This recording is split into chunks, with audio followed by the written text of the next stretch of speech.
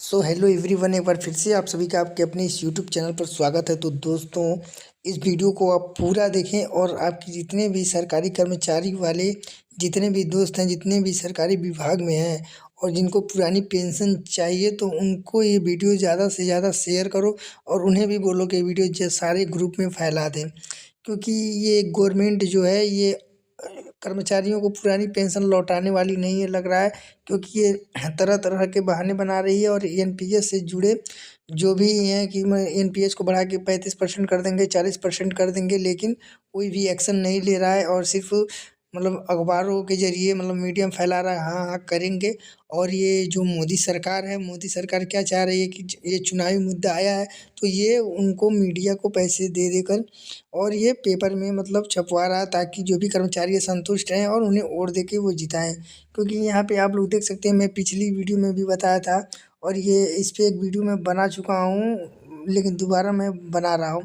क्योंकि ये मुद्दा काफ़ी गंभीर हो चुका है। क्योंकि पिछले 22 दिसंबर से रेलवे कर्मचारी हड़ताल पे हड़ताल कर रहे हैं, लेकिन कोई भी कार्रवाई नहीं हुई और ना ही कोई मीडिया इसको ज़्यादा टाइम दिखाया। एक आज तक भी 9 सेकंड से ज़्यादा इस पर समाचार नहीं दिखाया, लेकिन फालतू की न्यूज़ पे ज़्यादा टाइम वो लोग वेस्ट कर रहे हैं। तो जो मेन मुद्दा है उस पे गवर्नमेंट विचार नहीं कर रही है। तो यहाँ पे आप देख सकते हो क्या बोला था, केंद्रीय कर्मियों को निश्चित पेंशन की गारंटी संभव। निश्चित पेंशन क्या, वही एनपीएस में कुछ सुधार करेंगे, 35 से 40% करेंगे, लेकिन ओपीएस नहीं देंगे। अब ओपीएस में कर्मचारियों को फ़ायदा था तो ओपीएस ये लोग नहीं दे रहे हैं और एनपीएस को बोल रहे हैं कि 35 से 40% बढ़ा दिया जाएगा। लेकिन ये भी बढ़ा दें तो भी कर्मचारियों के लिए बहुत बड़ी राहत हो सकती है, लेकिन ये भी कब बढ़ेगा इसकी कोई गारंटी नहीं है। और अगर आप लोग चाहते हो कि आप लोग एनपीएस की जगह ओपीएस लागू हो जाए, पुरानी पेंशन लागू हो जाए, तो इसके लिए तो आप लोगों को ज़्यादा से ज़्यादा ये रहे कि आप लोग एकजुट होकर, चाहे वो केंद्रीय कर्मचारी हो या फिर स्टेट के हों, राज्य सरकार के हों, तो उनको एकजुट होकर वो अपने हक के लिए लड़ना पड़ेगा। और सब कोई साथ लड़ेगा तभी जाके ये चुनावी मुद्दा में ये कुछ अपना रंग दिखाए, तो शायद कुछ हो सके। या फिर एनपीएस में सुधार करके अगर ये भी कर देता कि एनपीएस में 50% कर दे कि कर्मचारियों को चलो लास्ट वेतन का 50% मिलेगा, डीए ना दे फिर भी चलेगा, लेकिन कम से कम 50% देगा तो उनके बुढ़ापे की रोटी क्या जुगाड़ तो हो जाएगा। लेकिन गवर्नमेंट ये भी नहीं सोच रही है। और यहाँ पे आप लोग देख सकते हैं, लिखा है बड़ी राहत, अंतिम वेतन की 35 से 40% राशि पेंशन के लिए तय कर सकती है सरकार। वही अंतिम राशि का 35 से 40%। मान लीजिए आपका अंतिम वेतन मानता हूँ 1 लाख रुपए है, तो वही आपको उसका 35 से 40%, 35,000 या 40,000 आपको पेंशन के तौर पे मिल सकता है। लेकिन ये कब होगा, अब देखिए 2024 में हो जाए तो भाई बहुत बड़ी बात है। और आगे भी एक टॉपिक था जो मैं बताया था कि उसमें कर में राहत देने वाली है गवर्नमेंट। एनपीएस के कर छूट में सीमा को कुछ है, एनपीएस में जो कर छूट का जो सीमा है उसको बढ़ाएगा, तो उस पे भी हम लोग चर्चा करेंगे। लेकिन फ़िलहाल इस पे सबसे ज़्यादा विचार करने की बात है, तो इसको लेकर आप लोग सभी के सभी लोग सतर्क रहें और ज़्यादा से ज़्यादा अपने पुरानी पेंशन के लिए आप लोग आंदोलन करें। तो यहाँ पे एनपीएस से रिलेटेड वो था कि कर छूट की सीमा को बढ़ाने की तैयारी में है। तो ये क्या है कि इस तरह से दी जा सकती है राहत, कि विशेषज्ञों का कहना है कि एनपीएस के माध्यम से दीर्घकालिक बचत को बढ़ावा देने के लिए 75 साल से ज़्यादा उम्र के निवेशकों को एनपीएस से मिलने वाले ब्याज पर टैक्स छूट दी जा सकती है। इसके लिए एनपीएस को ब्याज और पेंशन के साथ शामिल किया जा सकता है।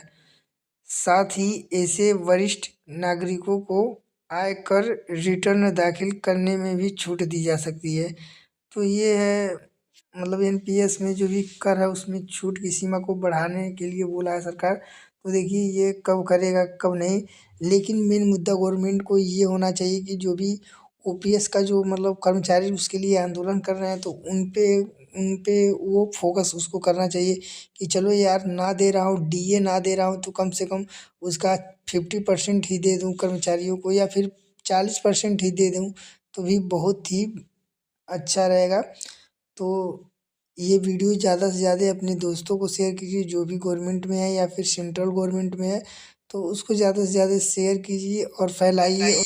और इसमें मैं एक बात और बता दूं कि गवर्नमेंट सिर्फ और सिर्फ उम्मीद दे रहा है, और ये जो मुद्दा है 2004 से ही लोग इसके पीछे आंदोलन कर रहे हैं, क्योंकि 2004 के बाद ही ये पेंशन वाला सिस्टम बंद हुआ था। लेकिन गवर्नमेंट क्या इसको बढ़ाते जा रही है, बढ़ाती जा रही है और सुधार कर रही है, लेकिन इस पर कोई भी कार्यवाही अभी तक सेंट्रल गवर्नमेंट नहीं कर रही है।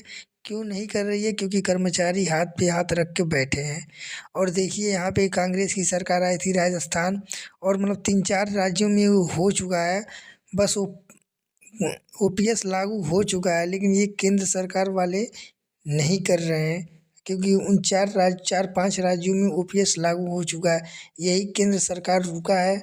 क्यों रुका है अब ये क्या पता, ये चुनावी मुद्दा है या क्या है? अब देखिए ये 2024 में ही क्लियर हो पाएगा। अगर इसमें नहीं क्लियर हुआ तो समझ जाइए कि ओपीएस लागू बहुत ही मुश्किल हो जाएगा, और कर्मचारियों को पेंशन तो भूल ही जाए। क्योंकि जब इतने बड़े मतलब मीडिया होते हुए भी, सोशल मीडिया का पावर इतना बड़ा है, लेकिन फिर भी लोग क्या करते हैं, जो भी मुद्दा रहता है उसको बैठा लेके हाथ में बैठे रहते हैं, लेकिन इसको ज़्यादा से ज़्यादा कोई फैलाता नहीं है। बस जो लड़ रहा है, बाकी कर्मचारी अरे लड़ रहा हो रहा है, होगा पेंशन होगा नहीं होगा उसकी किसी को टेंशन है ही नहीं। तो आप लोगों को भी इसमें लगे रहना है, और ज़्यादा से ज़्यादा आप लोग जब तक सपोर्ट नहीं करोगे, अपने कर्मचारियों का साथ नहीं दोगे, कुछ न कुछ आपको हड़ताल करना पड़ेगा, आपको ड्यूटी छोड़ना पड़ेगा 2-3 दिन, तब जाके कुछ गवर्नमेंट एक्शन ले सकता है। लेकिन सबको एक साथ छोड़ेंगे तभी जाके ये कुछ संभव हो पाएगा। तो उम्मीद करता हूँ कि ये बातें आप लोगों को समझ में आई होगी, और इसी के साथ मैं अपनी वीडियो को समाप्त करता हूँ, और मिलते हैं अगली वीडियो में। तब तक के लिए जय हिंद, वंदे मातरम। आप लोग अपना ख्याल रखिए। जय हिंद।